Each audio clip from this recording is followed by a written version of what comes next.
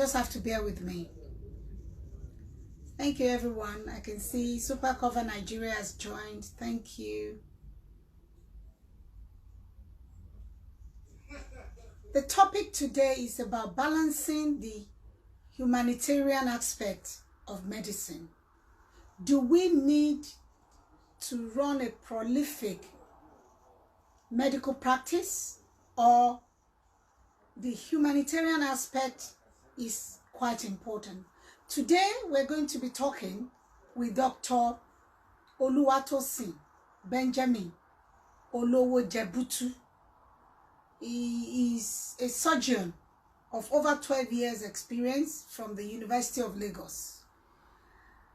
I call him Jebs because he's my good aburo, and it will be an insightful session this evening. We're going to talk to him. He's going to tell us what drives him, what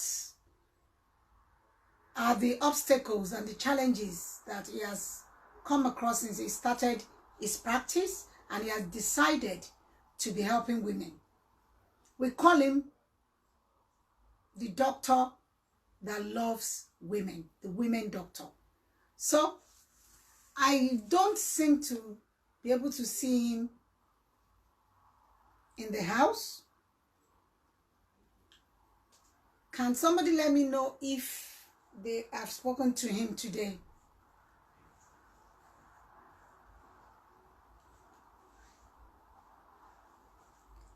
Let me read a brief profile of Professor Dr. Benjamin Olowo-Jebutu. He's a graduate of the prestigious College of Medicine, University of Lagos.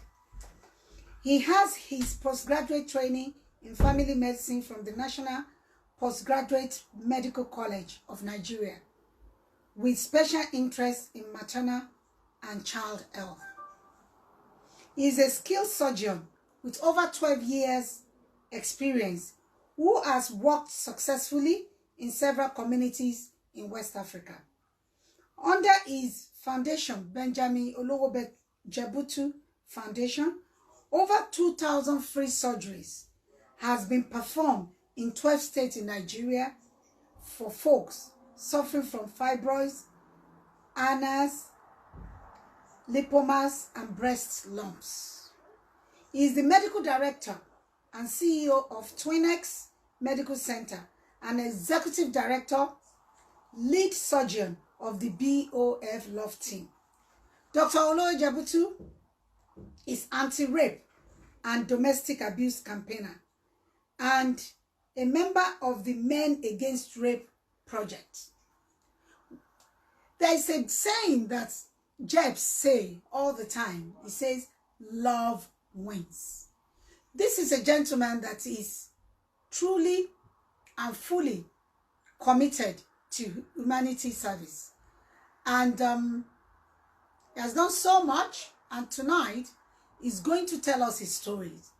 Not just that, but we're also going to find out the obstacles and the challenges faced by doctors who are humanitarian. Let's go for a break because my guest is not here. I'm just thinking of cutting off or maybe coming back in another 5 minutes. Shem, can you confirm if you have spoken to Dr. Olowo-Jebutu today and if he's indeed on standby?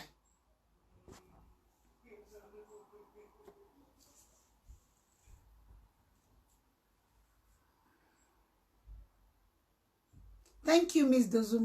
Dosumu, for joining this evening. Thank you.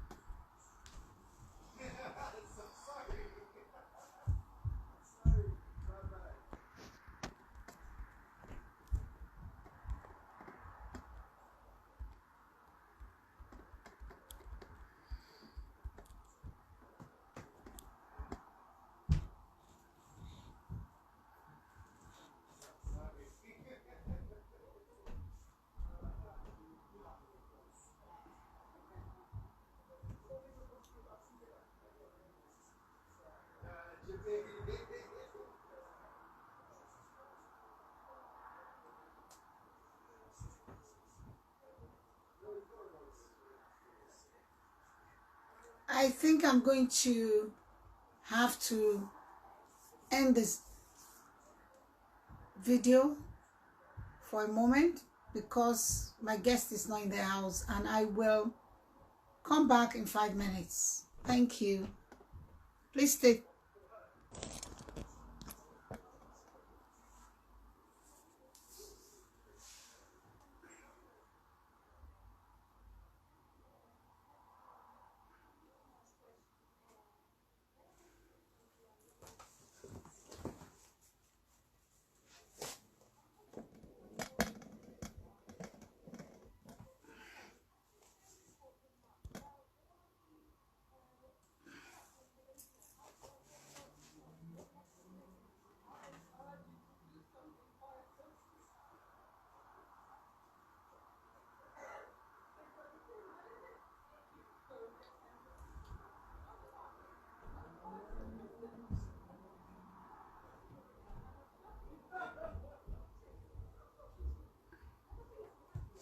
Good evening once again, everyone, and welcome back.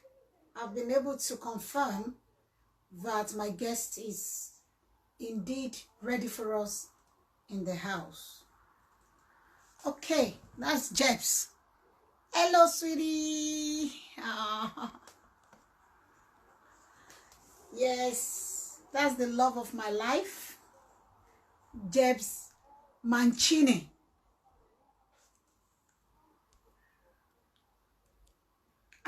We're waiting to add in. Let's see if we'll be successful. All right. Hi. How are you Greetings doing? from the UK. I know. You're having fun in the UK. How are you doing today? I'm fine, thank you. You look very gorgeous this evening. How are you? Thank you. Fine, thank you. And you? I'm very well, thank you. And I'm the prince and the princess and the queen. They're all doing very well. Very well. Well done. Thank you so much, you, this young man, that you are so much into women issues. Thank you very much. Support to everything. I was very happy to have met you. And since the day I've met you, you have not wavered. You have been consistently, pursuing your passion. And some of them have joined. And I'm still going to be an advocate for you to get more people to join what you're doing, because what you're doing is what the government should have been doing, but neglected. And we are very lucky to have somebody like you. I have been talking about you. I've been talking about you before you came in. I told people a little bit about you, that you finished from the prestigious College of Medicine, University of Lagos, where I was also a student many years ago. And, and then, look at you. And then I also spoke about your humanitarian work, especially to women, removing fibroids from very poor people, from students, from young women. Some of them have been carrying it for like 14, 15 years. In fact, you used to send me, you used to tag me on all the fibroids when you remove them, and it became too much for me at a point, and I'm like, wow, So I should stop tagging you because they're very squeamish. Yes, I am squeamish. Sorry about that. But that does not mean that I don't appreciate what you're doing. It doesn't mean that I don't support you 105%. So, and that's one of the reasons why I brought you on to this show today. I would like us to talk about your passion, and the normal norms in your profession, because most doctors in your professions look into profitability, because there are some hospitals that when they take you there, they will not let you, they won't do anything unless you pay. But I know that you don't do that. even in Twinex. I know you don't do that in Twinex, which is your medical practice. And I also know that you've gone all around Nigeria, if not for the lockdown. I'm sure you'll have completed at least another 6 states in the last 6 months, because you were doing like 1 per month since about a year ago. So can you let us into some of the things that drive you? What drives you? Okay, so thank you very much, Auntie BC. I want to thank you for the opportunity to be here today, because I just believe that we are called to help people. Yes. One of my foundational truths that my father taught me, he says, love is the greatest currency you can spend. Money is a perception. Yeah. If buy a car from the showroom. That, please. Can you take that quote? Because afterwards we will use it. So he said, love is the greatest currency you can spend. Money is just a perception. What it means for me, if you buy a car from the showroom and you drive it out of the showroom, you cannot sell the car the same amount you bought it from the showroom. It has dropped value. The only thing you can give in exchange of the same value or more is love. So for me, love is the only thing that I do that makes me know the value for what I do. And as a doctor, you remembered my ordeal. I was going home from work and I had this accident. A drunken driver ran into my car and broke my right leg in 3 places. I as a doctor, was rushed to a hospital in Lagos.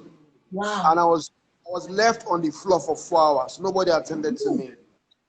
I felt the pain of a patient that needs first aid and didn't get it.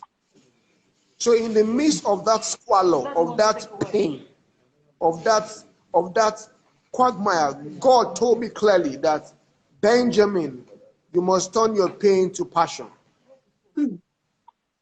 So for me, it's been a very, very important detail for my life that I must turn my pain into passion. So we started our foundation helping poor people all over Nigeria.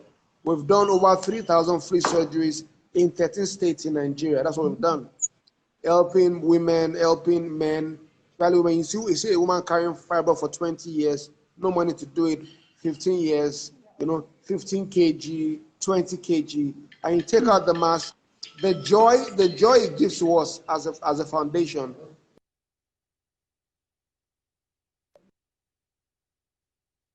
For me. So as a doctor personally, I read the Hippocratic Oath 50 times before I became a doctor. I read it. I understood clearly that it's a privilege for you as a doctor to see a patient, and they are giving their life to you as a doctor. So my practice has been very, very solid on love, ab initio. So when I had the accident, it just changed my whole life and gave me a new purpose and a new drive. That's why every day I live my life, I live that, who am I supposed to bless again? Who am I supposed to bless into? Who am I supposed to touch your life again? So for me, it's a joy that every day I do what I'm doing. I'm excited about it. I'm driven by love and compassion. I want to help the next person. I love it. I love it. I love it. We love you. We love you. Thank you. Thank you. And Connie sent a post, said, we love you, doctor. It's not just me that love you. We all love you. We love you for what you do. Thank you so much. Like Dr. Jed just told us what drove him to this compassionate way of giving back to the society. It was as a result of an accident he had about, was it 4 years ago?